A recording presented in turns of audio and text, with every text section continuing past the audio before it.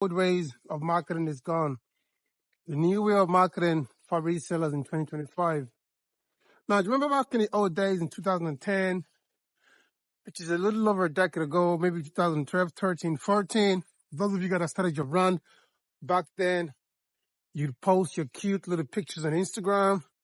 You create your feed and pay to play. You boost your post on Instagram and Facebook, and then off you go. Now, I want to say this, but take it with a pinch of grain, or it's not the right word.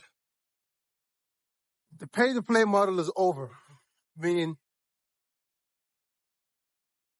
of course, you can still get some results from pay-to-play. Like people, if you advertise your brand, do some marketing. That's not what I'm saying. I'm not saying to market your brand because I do that. I do market my brand as well. What I'm saying is, every reseller or every brand will at some stage will have to build a personal brand. And it doesn't mean you need to come on camera like I'm doing right now. It just means that your customers need to feel like a part of a community. Now, let me give you a prime example of what a community is. Nike is a brand. Gymshark, maybe so much of our community. I'm trying to look for another example of a brand that builds community. Let's say, okay, Depop is a community. All right, Depop in itself is a community. There's a Facebook group that you can join, that people share feedback, tips. eBay is a community. Okay. Sometimes you see a brand that show up for a while and then they're gone. Now, one video, I just told a video, not a video rather. I saw this message. I'm going to do an overlay on a Facebook group, okay? Where this Depop seller had one video blew up and changed his entire Depop or reselling career. He went from making $3,000 on Depop to making $10,000 consistently on his own website. I needed to have more control.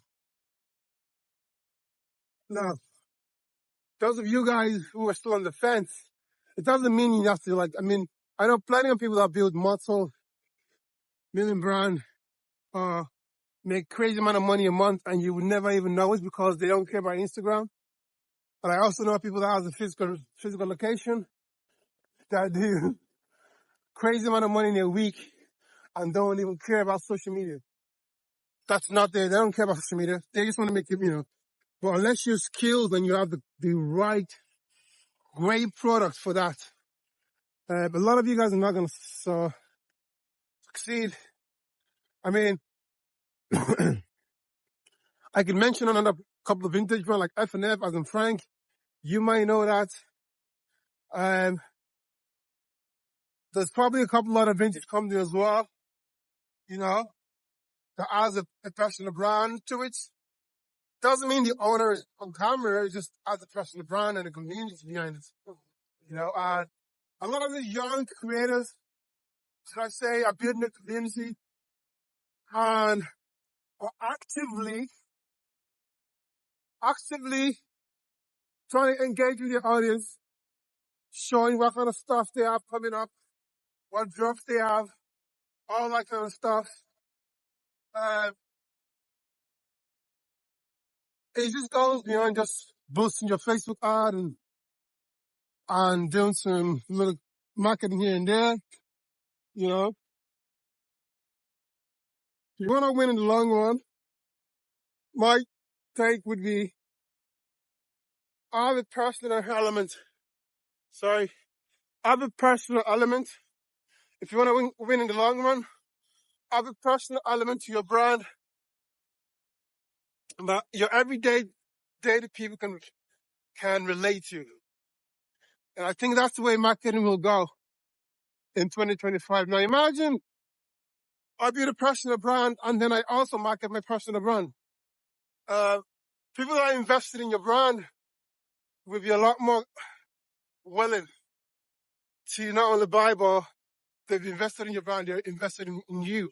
You are the product, So that's all it is.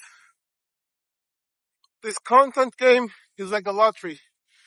If you could play a lottery, let's say for every 10 times you play, you're guaranteed to win a certain amount.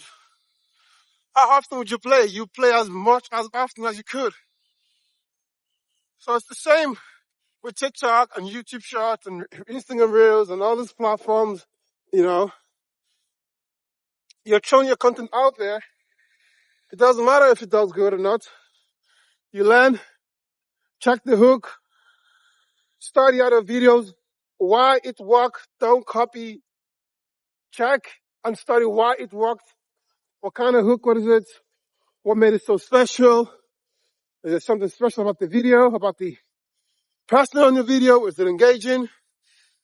Does it make you think? So, like I said, one video can change your entire brand for good. And that's all you need to know. And creating a personal brand isn't just for little guys like yourself. It's for a big brand as well. I would argue that big brands would also get left in the dust if they don't have a personal approach to their brand. And that could mean working with micro influencers and maybe a subdivision of their brand or different categories, you know, and creating content that resonate with the audience. Obviously, customers are going to want cheaper good, you know, and there's no telling how things will last because every 20 years, the new generation and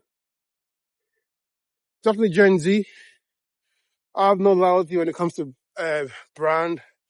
It's just, you know, so not only brands need to have a personal approach, you know, they need to do way more and make it even personal that the everyday customers, they know so much about the customers feel like, wow, they're so invested, you know. And when I talk about building a community, I just don't mean, you know, let's have a community for the sake of it. I mean, even this sustainable movement is a leaderless movement. There's no one that can say we're the leader of sustainable. You know, it's like a revolution, you know. So building a community, obviously with Trump having a just bunch of customer base, you know. So not only do brands or we as resellers need to do much better and participate in the community, but also educate the community to have a loyal customer base that are willing to do business with you. And I think we've taken that for granted back in 2010, 11, 12, 13, when it was all good and everyone was making so much money from this business.